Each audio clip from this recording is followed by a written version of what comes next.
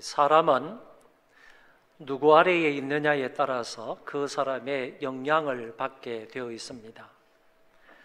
좋은 부모님 아래에서 성장을 한다면 분명 자식들은 그 부모의 영향을 받게 될 것입니다.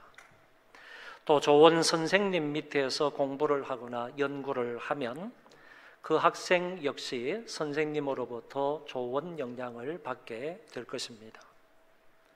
반대로 나쁜 사람 밑에서 살게 되면 그 사람 역시 나쁜 영향을 받게 됩니다. 옳지 못한 부모와 나쁜 선생과 교수 밑에서 자라고 공부를 한다면 그 자식들과 학생들은 분명 좋지 못한 영향을 받게 될 것입니다. 이처럼 우리는 누구 밑에서 사느냐, 누구 밑에서 공부를 하느냐, 누구 아래에서 회사 생활을 하느냐가 우리의 현재적 삶과 미래의 삶에 대단한 영향을 미친다는 것입니다. 오늘 사도 바울은 우리가 율법 아래 있을 때에 어떤 존재였고 그리고 그리스도 아래 있을 때에 어떤 사람인가라는 것에 관해서 말씀해 주고 있습니다. 그런데 우리의 그 두 모습은 완전히 다르다고 얘기합니다.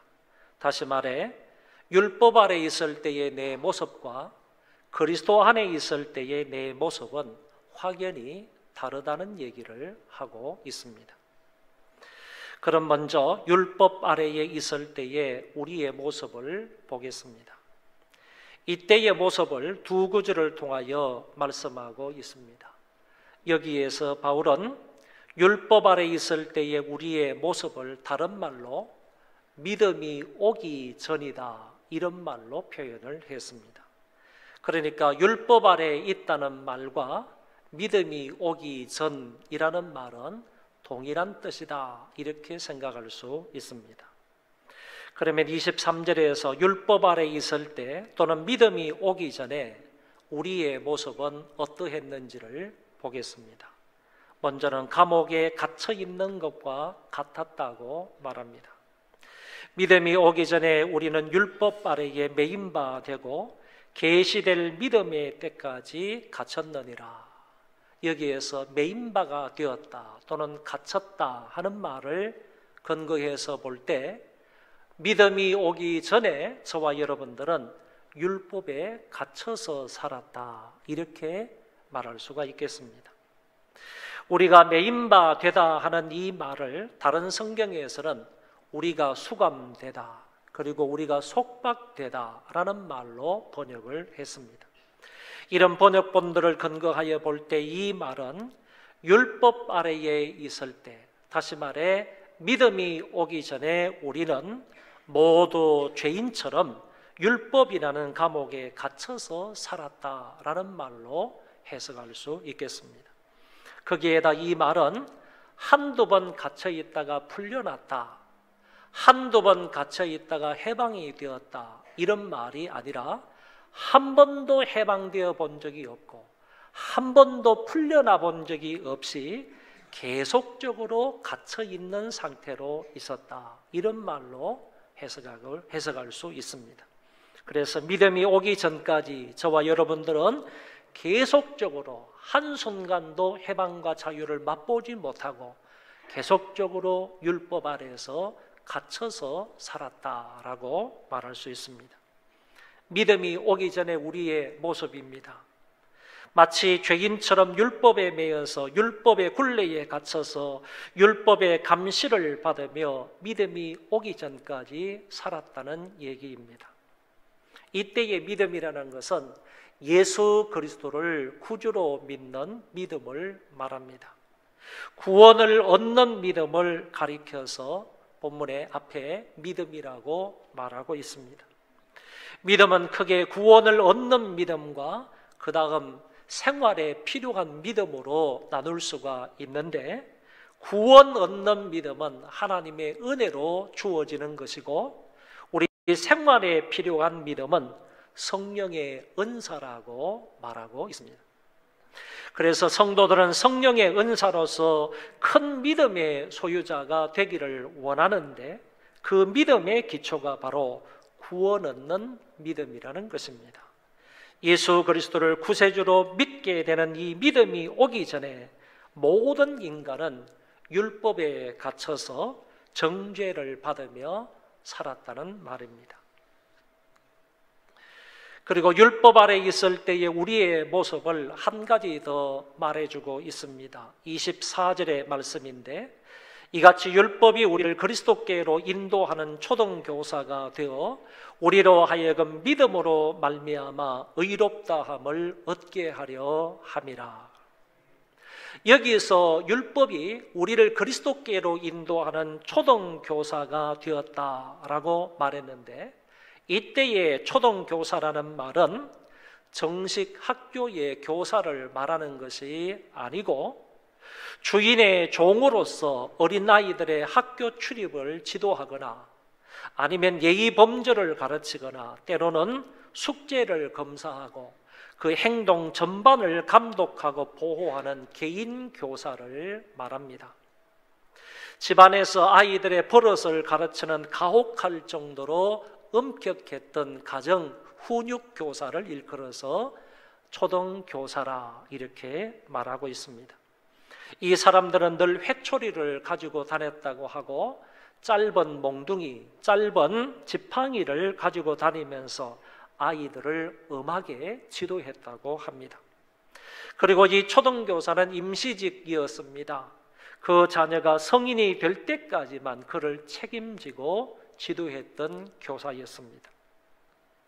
그러므로 이 말씀을 근거하여 볼 때 우리에게 믿음이 오기 전까지 우리는 그런 초등교사 밑에서 살았다는 말입니다. 이것은 엄한 규율 가운데 자유도 없이 가혹하게 살았음을 표현하는 말입니다. 우리는 맨날 율법 초등교사에게 혼나며 살았습니다. 이것도 잘못했고 저것도 잘못했고 시간 너희들은 죄 지었고 이것도 지었고 저것도 죄 지었고 라고 하며 혼나는 삶을 살았다는 것입니다. 불안과 두려움 가운데 사는 것입니다. 언제 벌 받을지 언제 또다시 매맞을지 모르니까 언제나 벌벌 떨면서 초등교사 아래에서 살았습니다. 바울은 이 두 구절을 통하여 우리가 율법 아래에 있었을 때의 모습을 두 가지로 이렇게 표현을 했습니다. 우리는 율법이라는 감옥에 갇혀서 살았다. 또한 맨날 잘못하고 죄 짓는다고 율법의 초등교사한테 혼나면서 살았다. 심지어 바울은 이런 말씀을 하기 전 앞부분에서는 이것보다도 더 심한 말씀을 하신 적이 있습니다. 믿음이 오기 전에 너희들은 저주 아래에 있었다. 감옥에 갇혀 있는 정도가 아니라 너희들은 믿음이 오기 이전에는 저주 아래에 있었고 또 뿐만 아니라 율법의 저주 아래에 살았다라는 말로 표현을 했습니다. 그러니까 율법 아래에서 율법에 매여 산 것이나 율법의 초등교사 밑에서 날마다 질책과 벌을 받으며 사는 인생은 곧 저주 아래 사는 인생과 같다는 말입니다. 곧 구원 얻는 믿음이 오기 전에는 모두 다 율법의 저주 아래 살았던 것입니다. 죄로 말미암아 저주받아서 영원한 지옥에 갈 사탄의 자식으로 살았습니다. 그러면 이제 한 걸음 더 나아가서 그리스도 안에 있을 때의 우리의 모습은 어떠합니까? 바울은 우리가 율법 아래에 있지 아니하고 그리스도 아래에 있을 때의 우리의 모습을 세 가지로 설명을 합니다. 먼저는 그리스도 안에서 우리는 하나님의 자녀가 되었다고 말합니다. 23절의 말씀에 보면 믿음이 오기 전에 이런 말이 있고 25절에 보면 믿음이 온 후로라는 말이 있는데 이 말은 완전 다른 상황과 다른 내용을 말하고 있는 것입니다. 다시 말해 믿음이 오기 전의 상황하고 믿음이 온 후로의 상황은 완전히 180도 다르다는 얘기고 그리고 믿음이 오기 전에 그 내용과 믿음이 온 후로의 내용도 역시 180도 다르다는 말입니다. 율법 아래에 있을 때를 또 달리 말해서 믿음이 오기 전이라는 말로 표현을 했고, 그러면 그리스도 안에서라는 말을 또 다른 말로 믿음이 온 후로라는 말로 표현을 하고 있는 것을 볼 수 있습니다. 믿음이 온 후로는, 다시 말해 그리스도 예수 안에 있을 때에는 우리가 초등교사 아래에서에 있지 않다라고 말합니다. 옛날에는 초등교사 아래에서 질책을 받으며 정죄를 받으며 벌을 받기도 했고 두려워 벌벌 떨었는데, 이제는 그 아래에서 벗어났다는 얘기입니다. 뭐가 와서 초등교사 아래에서 벗어나게 되었습니까? 그것은 바로 믿음이 와서 그 믿음으로 말미암아 우리는 초등교사 아래에서의 삶을 벗어나게 되었다고 합니다. 구원 얻는 믿음으로 말미암아 우리가 이제 초등교사 아래에서 벗어났습니다. 이제는 더 이상 율법의 감금 상태에 있거나 정죄받는 상태로 있지 않습니다. 그 가운데서 성령으로 말미암아 자유와 해방을 받은 것입니다. 자유와 해방을 받은 것은 곧 성령 아래에서, 예수 아래에서 저와 여러분들의 삶이 바뀌게 된 것입니다. 그러면서 바울은 믿음으로 말미암아 예수 안에서 하나님의 자녀가 되었다고 담대하게 선언합니다. 이 위대한 선언을 간단히 거꾸로 얘기하면 이런 설명이 되겠습니다. 하나님의 자녀가 되었다. 그것은 바로 예수 안에 있을 때만 가능한 일이다. 그 예수 안에 있게 되려면 어떻게 해야 되느냐? 예수 그리스도를 개인의 구세주로 믿어야 한다. 다시 말하면 하나님의 자녀가 될 수 있는 것은 누구든지 예수 안에 있을 때만 가능한 것이고, 예수 안에 있으려면 누구든지 그 그리스도를 개인의 구세주로 믿어야 한다. 믿음이 있어야만 그리스도 안에서 하나님의 자녀가 될 수가 있다라는 사실을 바울은 본문에서 이렇게 설명하고 있다는 것입니다. 오늘 본문에는 나오지 않지만 다른 성경에 보면 이 믿음 이전에 한 가지가 더 나오는데, 그것은 바로 하나님의 은혜입니다. 하나님의 은혜를 놓고 설명을 하면 하나님의 은혜가 있어야만 그 하나님의 은혜로 말미암아 사람들은 믿게 되고, 믿음으로 말미암아 그 사람이 예수 안에 있게 되고, 예수 안에 있는 사람이야말로 하나님의 자녀가 될 수가 있다, 그런 얘기입니다. 이런 사실을 오늘 본문에서 바울이 명확하게 선포하고 있습니다. 이것은 성경 전체의 핵심된 진리이고 또한 본문의 중요한 메시지입니다. 하나님의 은혜로 예수님을 개인의 구세주로 믿어야 구원을 받아 하나님의 자녀가 될 수 있다는 말입니다. 갈라디아서 4장에서는 때가 참에 하나님이 그 아들을 보내사 여자에게서 나게 하시고 율법 아래 나게 하신 것은 율법 아래에 있는 자들을 속량하시고 우리로 아들의 명분을 얻게 하려 하심이라고 하셨습니다. 하나님이 율법 아래에 갇혀있는 저와 여러분들, 그리스도의 핏값으로 사주셔서 아들의 명분을 얻게 해주셨다고 말씀하고 있습니다. 바울은 이 사실을 확실하게 선포한 이후에 다음 구절에서 누구든지 그리스도와 합하기 위하여 세례를 받은 자는 그리스도로 옷 입었느니라고 말씀합니다. 여러분, 믿으면 하나님의 자녀가 되는데 하나님의 자녀가 되었다는 외적인 표가 바로 세례라는 말입니다. 세례를 통해서 그리스도와 연합이 되고 세례를 통하여서 저와 여러분들은 그리스도로 옷 입게 된 것입니다.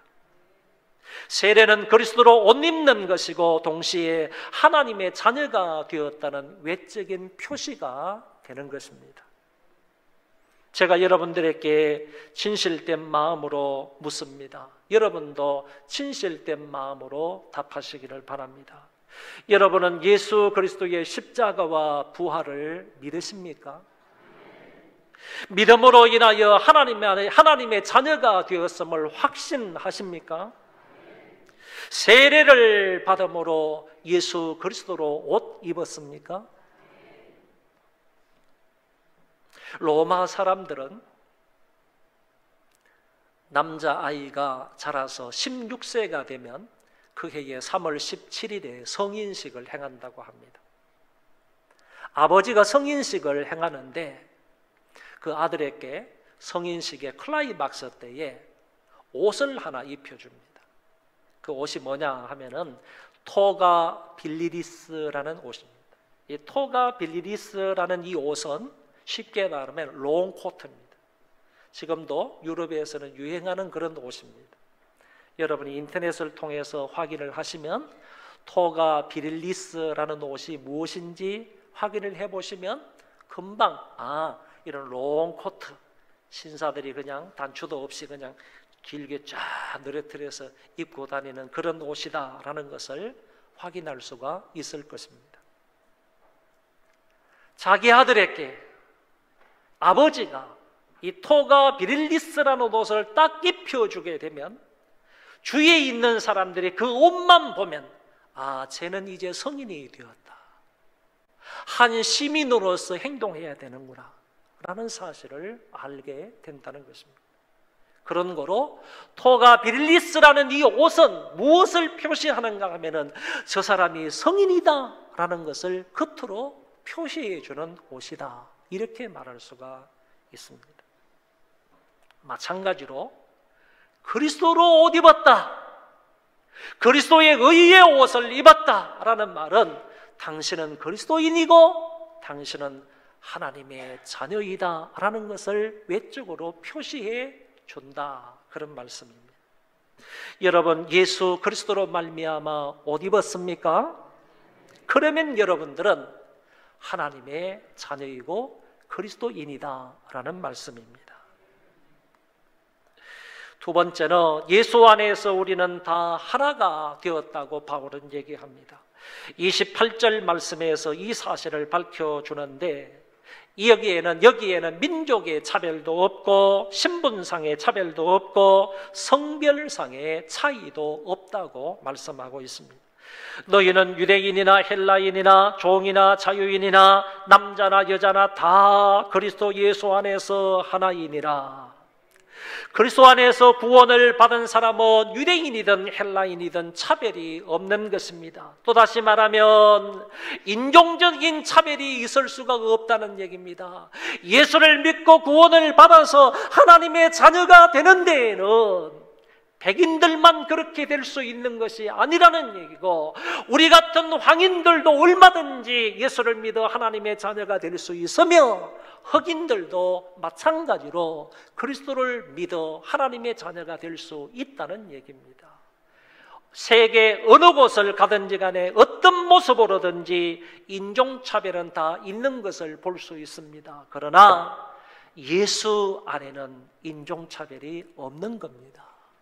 그래서 오늘 저와 여러분들은 정말로 예수 그리스도를 믿어 하나님의 자녀가 되었다면 우리든 아프리카의 노예로 사는 사람이든 유럽에서 잘 사는 그런 백인들이든 차별이 있을 수가 없다고 말씀하고 있습니다. 또한 주 안에서는 신분상의 차이도 없습니다. 종이나 자유인이나 차별이 없습니다. 세계 어디를 가든지 그곳에는 반드시 신분의 차이가 있습니다. 높은 사람이 있으면 낮은 사람이 있고 종이 있으면 주인이 존재합니다. 그러나 그리스도 예수 안에서는 세속적 신분이 철폐가 되고 계급적인 차별이 철폐가 되었다는 얘기입니다. 우리 모두 차별이 없이 예수 안에서 중보자가 되시는 그 그리스도 안에서 동등하게 하나님의 은혜를 입을 수 있게 되었습니다. 이렇게 하여 저와 여러분들은 주 안에서 하나가 된 것입니다. 또한 주 안에서는 남자 여자의 성별 차별도 없습니다.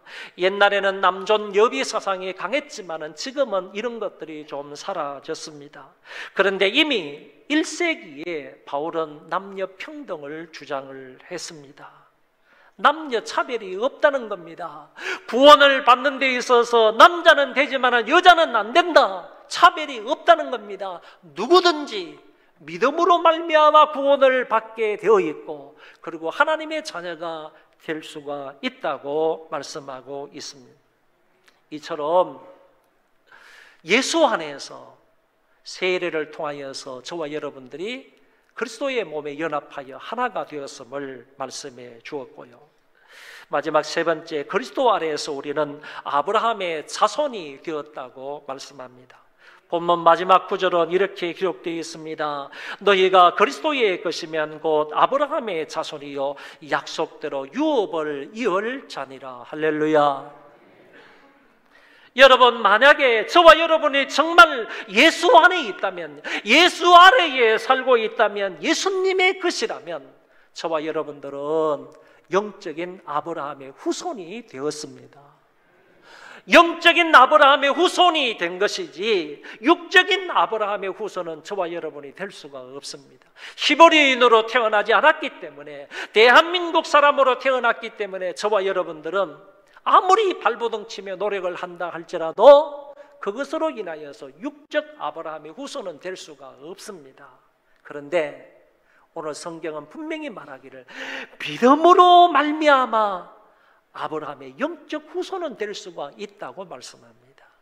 우리가 예수 그리스도를 믿음으로 인하여서 하나님의 자녀가 되었으면 아브라함도 하나님의 자녀인 거예요. 그렇기 때문에 오늘 저와 여러분들은 아브라함과 똑같은 하나님의 자녀로서 약속대로 유업을 이을 자가 되었다고 말씀을 하십니다. 성경을 분명히 보시기를 바랍니다. 약속대로 아브라함의 자손은 유업을 이을 자가 되었다고 말씀하십니다. 우리가 영적 아브라함의 자손이라면 또한 약속대로 유업을 이을 자가 된 것입니다.